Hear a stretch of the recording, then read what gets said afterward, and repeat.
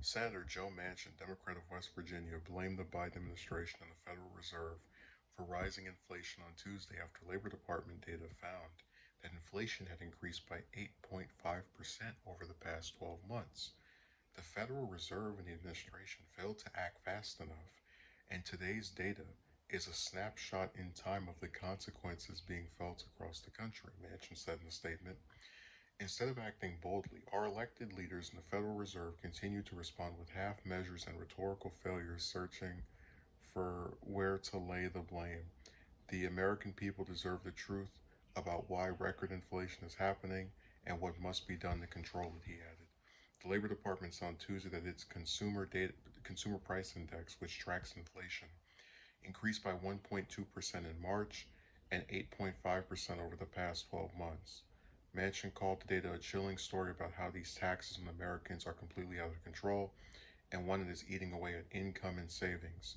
Food prices rose 8.8% over the past 12 months and 1% in March alone, while gasoline prices were up 48% on the year after an 18.3% increase in March, according to labor data. The Labor Department figures are bad news for Democrats and Biden ahead of this fall's midterm elections. Republicans have seized on rising prices to argue for a change in leadership. Manchin has been raising concerns about inflation for months, but his remarks may be used by the GOP in attacks on Democrats. Senator Lindsey Graham, the top Republican on the Budget Committee, said that if you want inflation to go down, Americans will have to change leadership.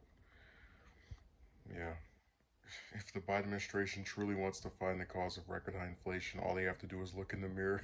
These dramatic record-setting increases in inflation weren't caused by Vladimir Putin, but by the bad choices of President Biden and the Democrats who control Congress, he said. So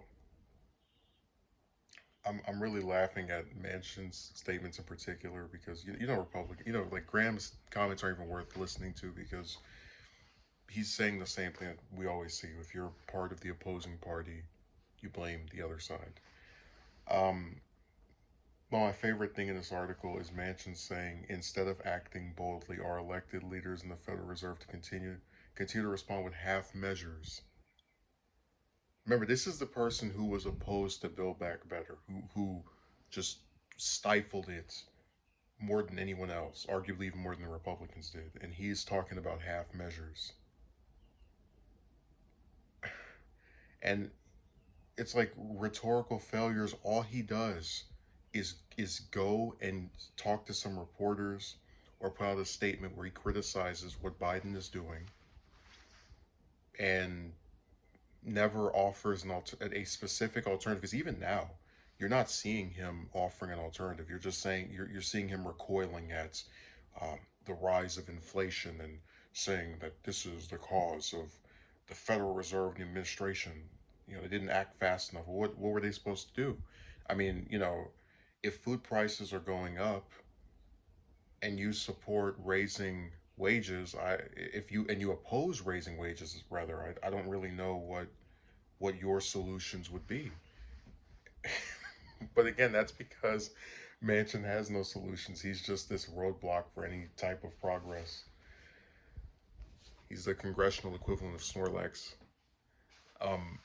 And unfortunately, you have a lot of people that see him as this moderate. It's like what's moderate about allowing gas prices and food prices to go up and then telling people, oh, you want $2 more to work? Nah, that's your moderate senator. That's the person who supposedly cares about the American people. The guy that is at every turn against something that actually helps out people. He's the one that is acting boldly and is in the get out of here.